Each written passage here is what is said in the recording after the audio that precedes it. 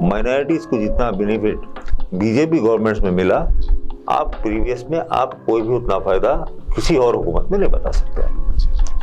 मुकेश अंबानी का जो घर है वो वक्फ प्रॉपर्टी पे ही बना है।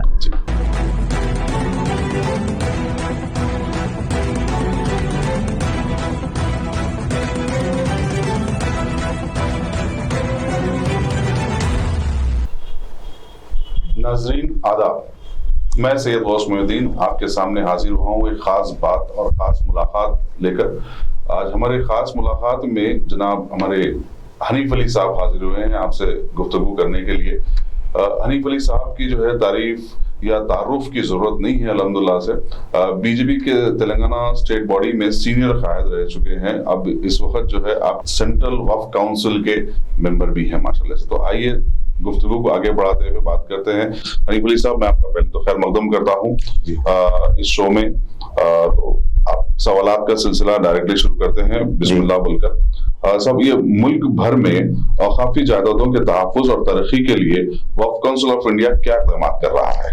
2014 में बीजेपी सरकार आने के बाद बहुत बड़े पैमाने पर वक्फ इमलाक के तहफ्फुज़ के लिए काम चालू हुआ। सभी को पता है कि 2014 से पहले वक्फ इमलाक की मुल्क में किस तरीके से तबाही और बर्बादी हुई। 2014 में हम आने के बाद तकरीबन 80% ऑल ओवर एवरेज अगर आप निकालेंगे इंडिया का, तकरीबन 80% वक्फ प्रॉपर्टी पे या तो प्राइवेट पार्टीज का इंक्रोचमेंट या फिर स्टेट गवर्नमेंट्स का भी इंक्रोचमेंट तकरीबन स्टेट्स में। चुनांचे अब तेलंगाना में है, तेलंगाना में मैक्सिमम जमीनों पर स्टेट गवर्नमेंट का कब्जे है। 2014 में बीजेपी सरकार आने के बाद सबसे पहला जो डिसीजन लिया गया वो वक्फ बोर्ड के रिकॉर्ड का डिजिटलाइजेशन का, जो यूँ समझिए कि तकरीबन मुकम्मल हो चुका। 100% वक्फ बोर्ड की जो प्रॉपर्टीज है पूरे मुल्क भर में उसका रिकॉर्ड का डिजिटलाइजेशन हो चुका। उसके बाद फिर हम और एक चीज़ चालू किए हैं, GOI tag, government of India tag के साथ वामशी पोर्टल पर सब प्रॉपर्टीज मुल्क भर में जितने भी वक्फ प्रॉपर्टीज है उसको अपलोड करना। तो जीआईएस मैपिंग का काम चालू हुआ जो सारे देश भर में चल रहा है और तेलंगाना में भी चल रहा है। पेंडेमिक की वजह से तकरीबन 2-2.5 साल वो काम रुक गया था। पेंडेमिक से पहले चालू हुआ था ये काम। अगर पेंडेमिक नहीं आता तो काम कभी के मुकम्मल सारे मुल्क में हो जाता था।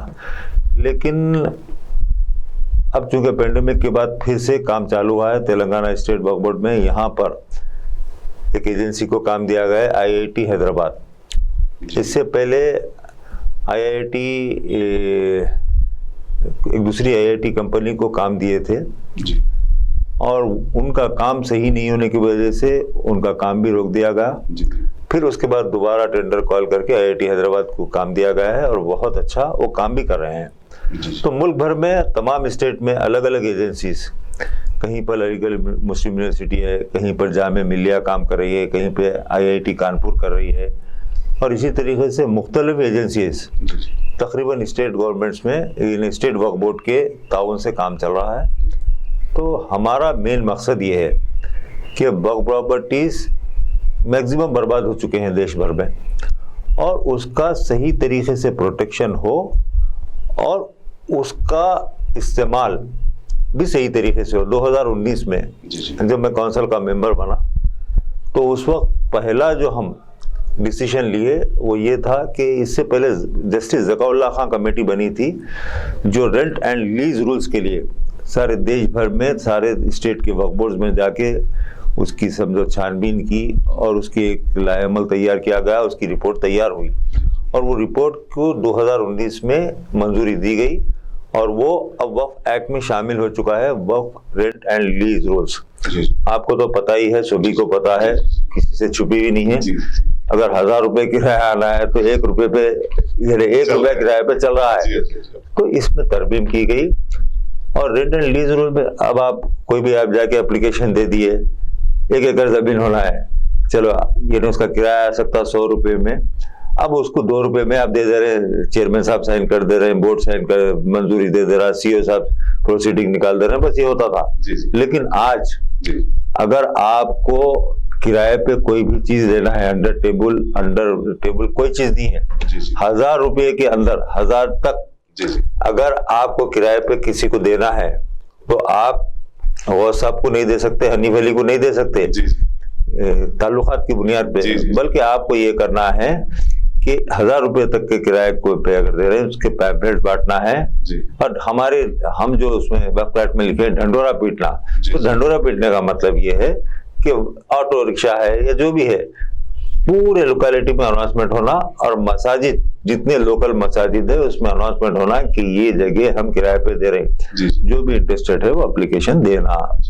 अब उसमें एप्लीकेशन में जो भी है उसके बाद का नाम आपने ढंडोरा पीटो दिया, ढंडोरा पीटो। अच्छा, तो एक्ट ढंडोरा पीटना। अच्छा। तो उसी तरीके से 1000 रुपए के ऊपर अगर किराया होता है किसी जमीन का, तो आपको local leading newspaper, national leading newspaper, और जो भी स्टेट गवर्नमेंट है, स्टेट गवर्नमेंट से पहले परमिशन लेना है।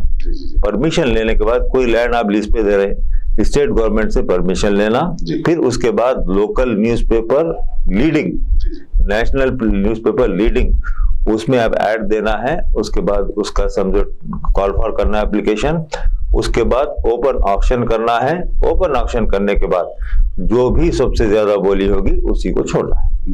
ये हुआ है। और उससे हटके और एक चीज बताऊंगा मैं कि वक्फ प्रॉपर्टीज की बर्बादी को बचाने के लिए प्राइम मिनिस्टर खासतौर से तवज्जो दिए मोदी जी, और उन्होंने पीएम जन विकास योजना के अंतर्गत जो भी समझो आप वक्फ प्रॉपर्टीज है उस पे हॉस्पिटल बनाना है, स्कूल बनाना है, कॉलेज बनाना है या कम्युनिटी सेंटर बनाना है, 100% ग्रांट इन एड के तहत समझो अब उसका काम यानी हो रहा है।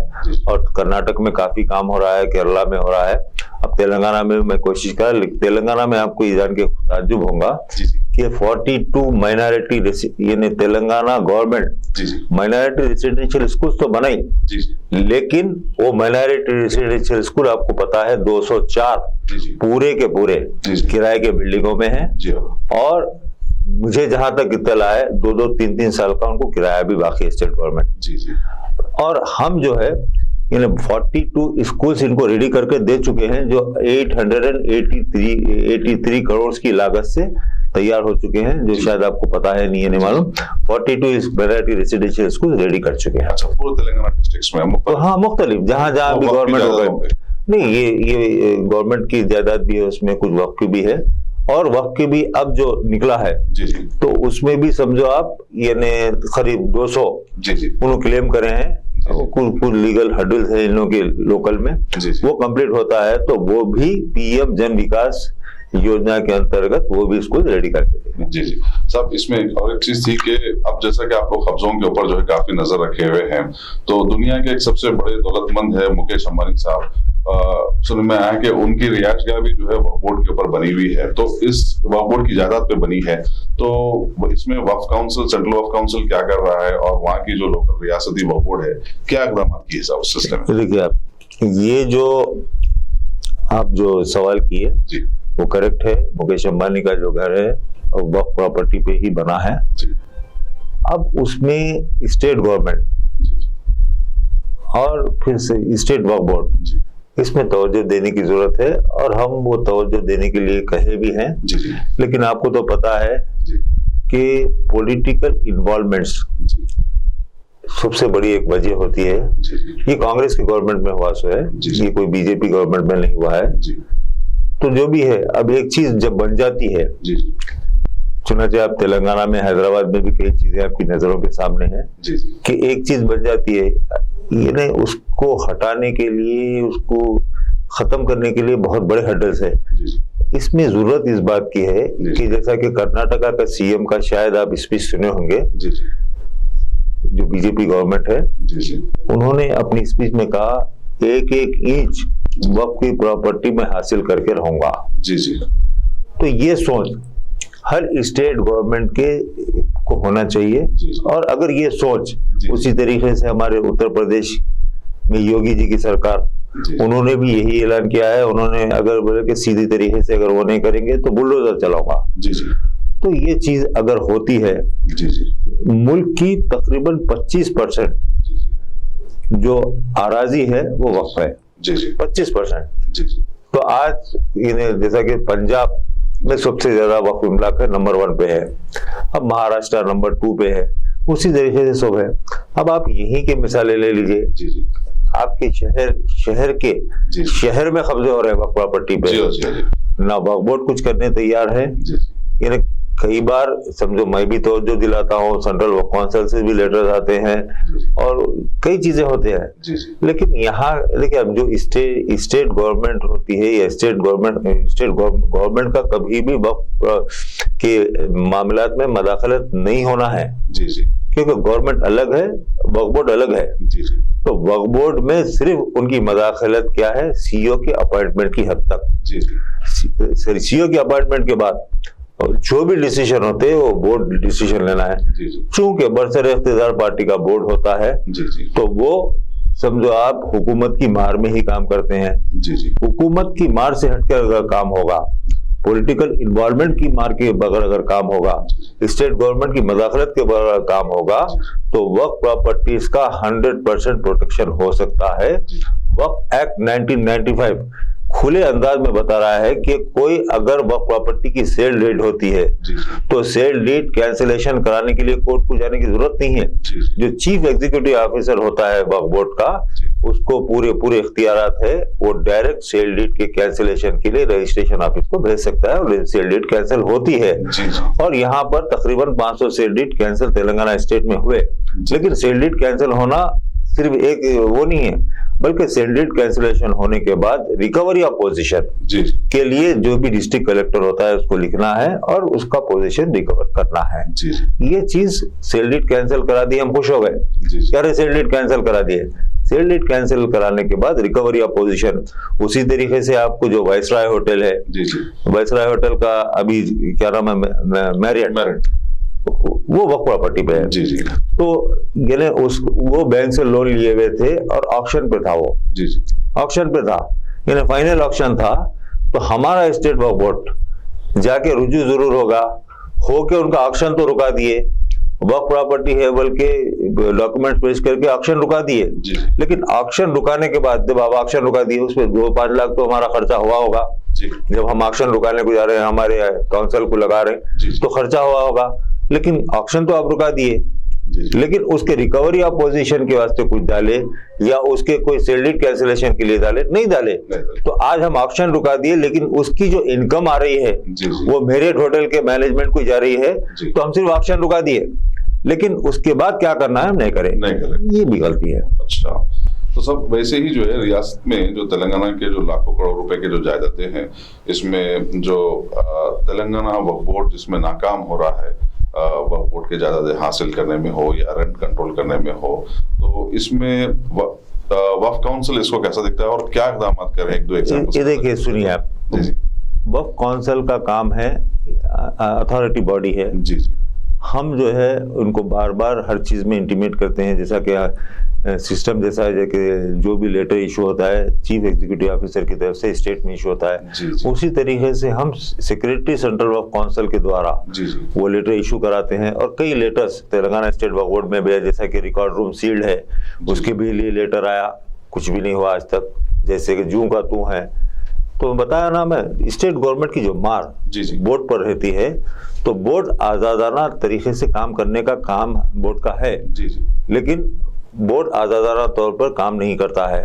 तो अभी जैसा कि मैं बता रहा हूँ, ये मौलाली में 35 एकड़ पर सूर्या नारायण रेड्डी बोल के एक काम कर रहा है, जिसमें सेंट्रल वक्फ काउंसिल की टीम इंस्पेक्शन करने की कोई रुकावट हुई तो उन्हें स्टेटस को लेके बैठा हुआ है। वो प्योरली वक्फ प्रॉपर्टी है, कोई इमाम ज़मीन की बात नहीं, ये कोहे ये प्रॉपर्टी है मीर महमूद साहब दरगाह के तहत। अच्छा।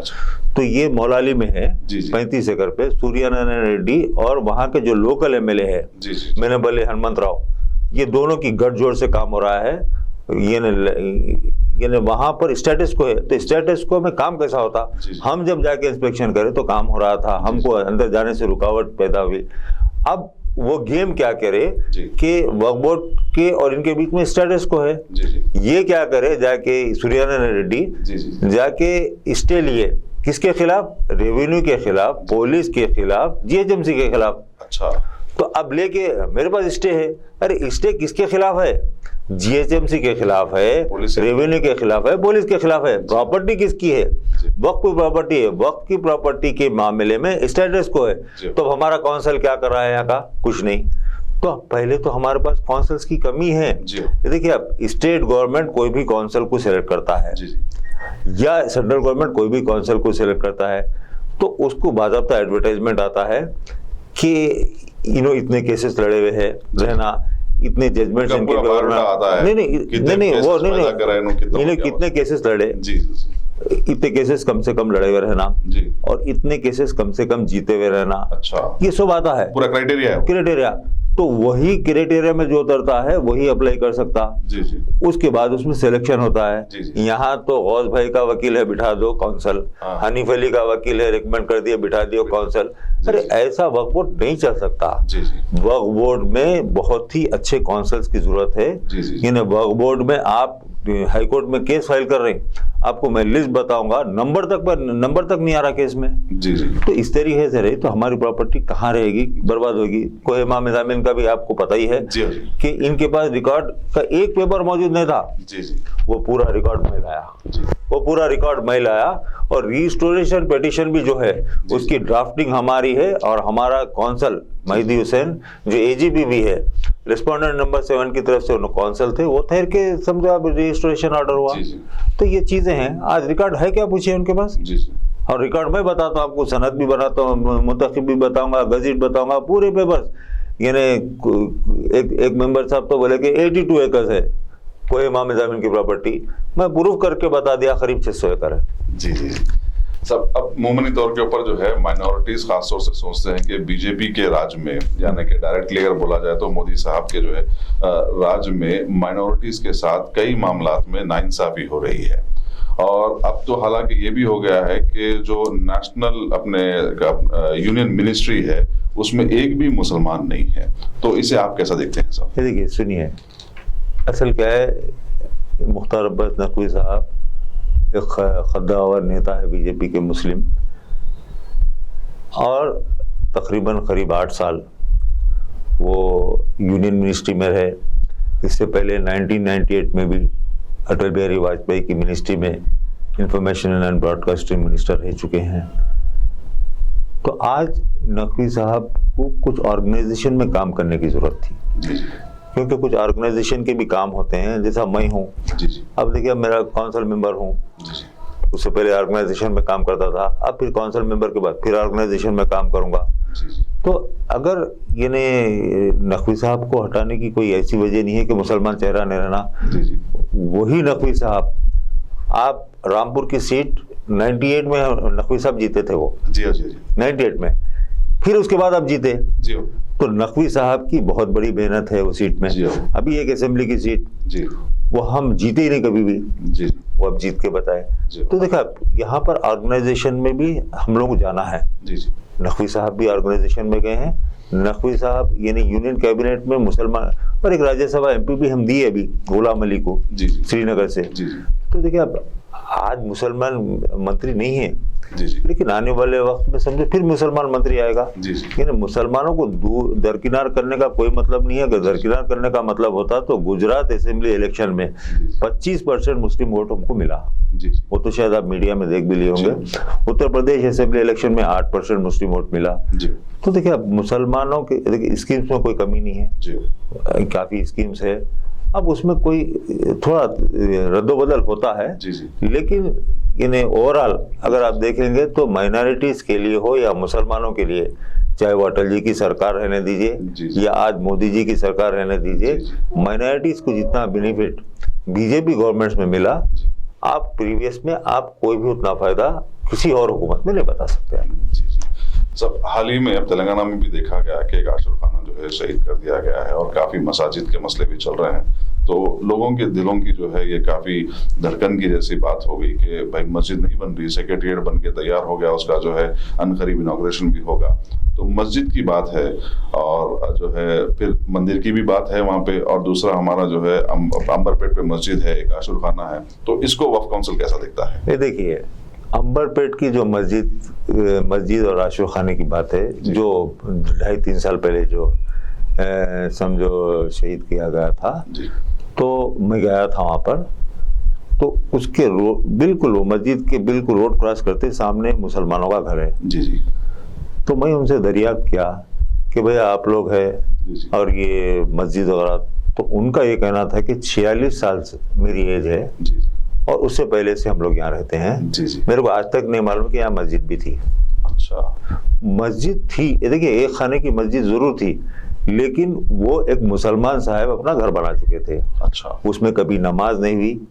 यानी मेरे इन्फॉर्मेशन के जो इन्फॉर्मेशन जब मैं लिया था, 50 साल से ना वो मस्जिद में नमाज हुई, उसके मुत्तसिल आशुर खाना था। 15 साल पहले तक अलम बैठे, 15 साल से अलम भी नहीं बैठ रहे हैं। तो उसका जो कंपनसेशन है वो वक्फ बोर्ड ने ली, कुछ नहीं लिए, वो साहिब जायदाद जो बैठे हुए थे उनको कंपनसेशन मिला, लेके चले गए। अब बाद में सब मस्जिद, अरे भाई वक्फ बोर्ड क्या करी? 50 साल जिस जगह नमाज नहीं हो रही, जो घर बन गया, तो जब वक्फ बोर्ड क्या करी? और जब हमारे मुस्लिम कायदीन क्या करे, यानी हमारे एमएलए साहब जाके वहाँ नमाज पढ़ रहे हैं, तो भाई आज से ये बरसों पहले ये क्यों ख्याल नहीं आया कि मस्जिद को घर बना लिया वहाँ जाके नमाज पढ़ने का? तो ये देखिए, आप ये चीजें जो है ना, अब आप मस्जिद थी तो एक मुसलमान जो बिल्कुल मस्जिद के सामने रोड क्रॉस करते हैं, उन लोग बोल रहे हैं कि हम मस्जिद देखे ही नहीं, या मस्जिद है तो भी हमको नहीं मालूम है। तो जब उनका ये कहना है तो हम तो काफी दूर है। फिर अब दूसरे जो आशुर खाने का मसला हुआ, वो 2.5 साल पहले, यानी ये गवर्नमेंट ऑफ इंडिया का काम है। ये जो ब्रिज बन रहा, उसका पूरा कंपोजिशन भी गवर्नमेंट ऑफ इंडिया की तरफ से आ रहा। तो उस वक्त इनसे पूछे कि भाई अल्टरनेट जगह होना क्या? ये हमको तोड़ने वाले हैं, इसकी अल्टरनेट जगह देते हैं। तो बोले नहीं, अल्टरनेट जगह की जरूरत नहीं, कंपनसेशन दो। तो स्ट्रक्चर जो कंपनसेशन है वो मुतवल्ली साहब लिए, और 2.5 साल पहले वक्फ बोर्ड जमीन का भी कंपनसेशन ले लेके खामोश बैठ गए। अब जब हमारा वक्फ बोर्ड यानी हमारे मुसलमान, यानी हम खुद अगर उसमें इन्वॉल्व रहेंगे और हम खुद ये करने के बाद आप हुकूमत पे या किसी पे भी इल्जाम डालने का कोई मेरे हिसाब से मसला नहीं है। और रहा मसला, बीजेपी की सरकार तो है नहीं, टीआरएस की सरकार है, जो 12% मुसलमानों को रिजर्वेशन देने की भी बात करी, यानी 4% जो बीसी थे उसमें से भी 1% कम कर दी। तो देखो, हम यानी दोस्तनुमा दुश्मन नहीं है, हम दोस्त है मुसलमानों के। जी। तो क्या आप अपने मोदी साहब को बोलेंगे कि माइनॉरिटीज में वाले मुसलमानों को भी रिजर्वेशन दे बोलकर? देखिए, खत्ता ही नहीं बोलूंगा मैं। देखो, अब जहां पर कॉन्स्टिट्यूशन में गुंजाइश नहीं है मजहब की बुनियाद पर रिजर्वेशंस की, कॉन्स्टिट्यूशन में गुंजाइश नहीं है। ना हिंदू के नाम पर रिजर्वेशन हो सकता, ना क्रिश्चियन के नाम पर रिजर्वेशन हो सकता, ना सिख के नाम पर रिजर्वेशन हो सकता, ना मुसलमान के नाम पर रिजर्वेशन हो सकता। इसमें पसमानदा तबकात जो है उनके नाम पर रिजर्वेशन है, और मोदी जी ने 10% रिजर्वेशन दे चुका है। उसमें मुसलमान भी है, हिंदू भी है, सिख भी है, ईसाई भी है। अब तेलंगाना वक्फ बोर्ड की जब बात हो रही है साहब, तो इसमें खास तौर से कुछ आप अपने तरफ से as a Waqf council member, क्योंकि आप दूसरे जो ये हिंदुस्तान भर के वक्फ बोर्ड जाते आते हैं, तो यहाँ पे कुछ मुसलमानों के लिए तरक्याती प्रोजेक्ट्स के लिए, क्योंकि आप खुद भी तेलंगाना से, हैदराबाद से ताल्लुक रखते हैं, तो कुछ तरक्याती प्रोजेक्ट्स वहाँ से लेके आए हैं क्या? जैसे कि हॉस्पिटल है, बड़ा इंजीनियरिंग कॉलेज है। भाई मैं बहुत, आप यकीन मानो, तेलंगाना से ताल्लुक है और हैदराबाद से है, और अल्लाह की वजह से मैं मेरे टेन्योर में अच्छे से अच्छा काम करा, मैं मुतमईन हूँ। सारे हिंदुस्तान में करा और तेलंगाना के लिए बहुत सारे कोशिशें करा। चुनाचे मैं कुछ डेवलपमेंट के लिए रेजोल्यूशन भी पास हुआ था एक बोर्ड मीटिंग में, बेगमपेट टास्क फोर्स ऑफिस, जो कि कोहे नाले मुबारक की प्रॉपर्टी है, और बशीरुन्निसा वक्फ शाहजहां स्कूल के सामने। तो रेजोल्यूशन में पास हुआ कि इसको कमर्शियल कॉम्प्लेक्स डेवलपमेंट करके उसकी आमदनी डायरेक्ट वक्फ बोर्ड को आएंगी। तो उसके लिए हम फंड भी देने को तैयार हो गए थे। लेकिन बड़ी अफसोस की बात है कि एक बोर्ड मीटिंग में रेजोल्यूशन ये दोनों को सेंट्रल वक्फ काउंसिल के द्वारा डेवलप करने की बात हुई, प्रोजेक्ट भी बना, लेकिन एक 3-4 फिर बोर्ड मीटिंग हुई, उसके बाद एक मीटिंग में देखा मैं कि दोनों लिस्ट पे देने की बात हो गई। तो देखा, नीयत साफ होना चाहिए। जी पहले देखिए, पहले तो मैं मुसलमान हूँ जी और बीजेपी का एक वर्कर हूँ जी, तो बहैसियत मुसलमान जी वक्फ की एक एक इंच की जी प्रॉपर्टी की हिफाजत करना मेरा अव्वलीन फरीजा है। जी मैं बीजेपी में हूँ, इसीलिए सेंट्रल वक्फ काउंसिल मेंबर बना, लेकिन बीजेपी मेरे को कभी भी ये नहीं बोली कि भाई आप वक्फ ये ले, आप हम जो बोले सुनना, हमारे डायरेक्शन पे चला। बीजेपी मेरे को ये बोली, और हमारे चेयरमैन जो मुख्तार अब्बास नकवी साहब थे पहले, वो भी यही बोले कि आप वक्फ प्रॉपर्टीज के प्रोटेक्शन के लिए काम करना है। सियासत अलग चीज है, पार्टी अलग चीज है, लेकिन प्रोटेक्शन के लिए काम करना है। और हमारी बीजेपी लीडरशिप भी हमेशा ये बोले कि वक्फ प्रॉपर्टीज के प्रोटेक्शन के लिए आप काम करना। कहीं पे भी अगर बीजेपी भी है या कोई भी है, कांग्रेस हो कोई भी हो, उनको आप बख्शने की जरूरत नहीं है। तो वही ये हमारा मकसद, यानी 80 में जब बीजेपी फॉर्म हुई थी, जब भी यही मकसद था, उसमें यही कहा जाता था कि वक्फ प्रॉपर्टीज का प्रोटेक्शन। 80 की बात बोल रहा हूँ मैं आपको। और आपको शायद अखबार, सियासत अखबार अगर आप उठा के देखेंगे, बहुत पुराना, मोहन भगवत जी जब आरएसएस के चीफ बने थे, उन्होंने जो ऐलान किया, उन्होंने जो पेपर में, कांग्रेस की गवर्नमेंट थी तो सियासत के फर्स्ट पेज पे न्यूज आई थी, सबसे पहले उनका वक्फ प्रॉपर्टीज का प्रोटेक्शन के लिए मुतालबा, और दूसरा मस्जिद के मौज़न और इमाम, जिन मसाजिद को आमदनी नहीं है, उन मसाजिद के मौज़न और इमाम को गवर्नमेंट पे स्केल के हिसाब से सैलरी मिलना चाहिए। ये मोहन भगवत जी साहब का डिमांड था। अच्छा, 1980 में? 1980 नहीं, मोहन भगवत जी तो अब आए ना भाई, आरएसएस चीफ। उन्होंने चीफ बनने के बाद सियासत अखबार में आया था फर्स्ट पेज पे। मैं पढ़ा। ये मेरा आखिरी सवाल, अभी जो तेलंगाना में जो हड़बड़ी चल रही है, इलेक्शन का दौर शुरू हो गया है, सुनने में आया है कि जो है आपकी निगरानी में पुराने शहर में हो या नए शहर में हो, पूरे तेलंगाना स्टेट्स के अंदर जो है स्टेट में ने मेंबरशिप ड्राइव चला रहे हैं बीजेपी की तरफ से। तो करीब 10,000 मुसलमान बीजेपी के साथ जुड़ गए हैं, तो उनके लिए भी जो है बीजेपी, या आप कैसा देखते हैं? और अब जो है आने वाले इलेक्शन में तेलंगाना में बीजेपी का क्या हो रहेगा? देखिए, पहले तो निगरानी मेरी नहीं है जी, निगरानी बीजेपी की है। देश की निगरानी नड्डा जी कर रहे हैं जी, और आंध्र प्रदेश की, तेलंगाना स्टेट की निगरानी बंडी संजय जी कर रहे हैं। तो उन्हीं की निगरानी में हर चीज़ होती है, मेरी निगरानी में नहीं। ये सच है कि तकरीबन तेलंगाना स्टेट में 10,000 की मेंबरशिप अभी नहीं, पहले मुकम्मल हो चुकी है काफ़ी, और देश भर में लाखों की तादाद में मुसलमान बीजेपी में मेंबर हुए हैं। और आप ये भी देख रहे होंगे कि तेलंगाना स्टेट पे आप में बैठे हुए हैं, लेकिन तेलंगाना स्टेट में माइनॉरिटी कमीशन नहीं है। माइनॉरिटी फाइनेंस कॉर्पोरेशन के चेयरमैन जरूर है, लेकिन उसके बोर्ड ऑफ डायरेक्टर्स नहीं है। उर्दू एकेडमी के चेयरमैन जरूर हैं, उसके बोर्ड ऑफ डायरेक्टर्स नहीं है। एक मजबूरी है कि हज कमेटी और वक्फ बोर्ड जब पूरे मेंबर्स बनने के बाद ही उसका चेयरमैन सेलेक्ट होता है, वो मजबूरी थी, वो होगा। लेकिन आप अगर देखेंगे, माइनॉरिटी कमीशन नहीं, उर्दू एकेडमी का चेयरमैन मेंबर्स नहीं, ये माइनॉरिटी फाइनेंस कॉर्पोरेशन का चेयरमैन मेंबर्स नहीं, और ये आप स्टडी करेंगे, ये नहीं, ये टर्म के नहीं, इससे पहले भी आप देखे होंगे अकबर साहब जो है माइनॉरिटी कमीशन के चेयरमैन, इनायत अली आखिरी सेटविन के चेयरमैन, उर्दू एकेडमी के चेयरमैन रहीमुल्लाह खान याजी, मेंबर्स कहाँ थे? तो भाई आपके टीआरएस के जो मुस्लिम वर्कर्स है या माइनॉरिटी वर्कर्स है, उनको कब आप लोग आगे बढ़ेंगे?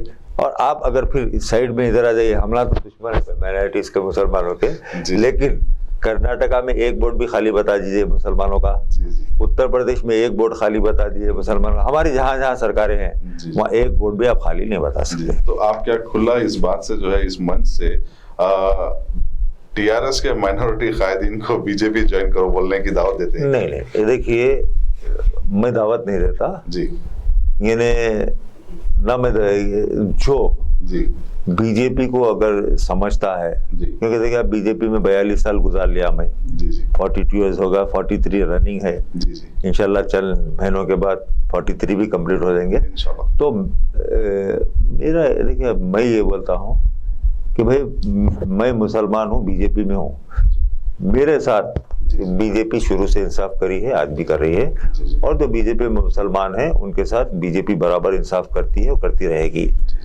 लेकिन भाई हमारे ऊपर तो लेबल है माइनॉरिटीज के दुश्मन, मुसलमानों के दुश्मन, लेकिन उसके बावजूद 42 साल से मेरे साथ इंसाफ हो रहा। जी जी तो मैं ये कहना चाह रहा हूँ कि भाई आप तो हमेशा इमाम ज़मीन बनी हुई रहती है आपके लिए, सर पे टोपी भी लगाते आप, जी जी सब करते आप, लेकिन ये टोपी लगाने से इमाम ज़मीन बनने से नहीं होता है, जी जी बल्कि जो आपके वर्कर्स हैं, मुस्लिम वर्कर्स हैं जी। और जो माइनॉरिटी वर्कर्स हैं उनके साथ इंसाफ करना चाहिए। जी तो इसी के साथ जो है हम इससे खत्म करते हैं और हमारे हनीफ साहब का बहुत बहुत शुक्रिया अदा करते हैं कि उन्होंने INDD के स्टूडियो में आकर उन्होंने जो है इंटरव्यू दिया है और आप सबको हर वक्फ बोर्ड की जो है बारीकी से वाकिफ भी कराया है।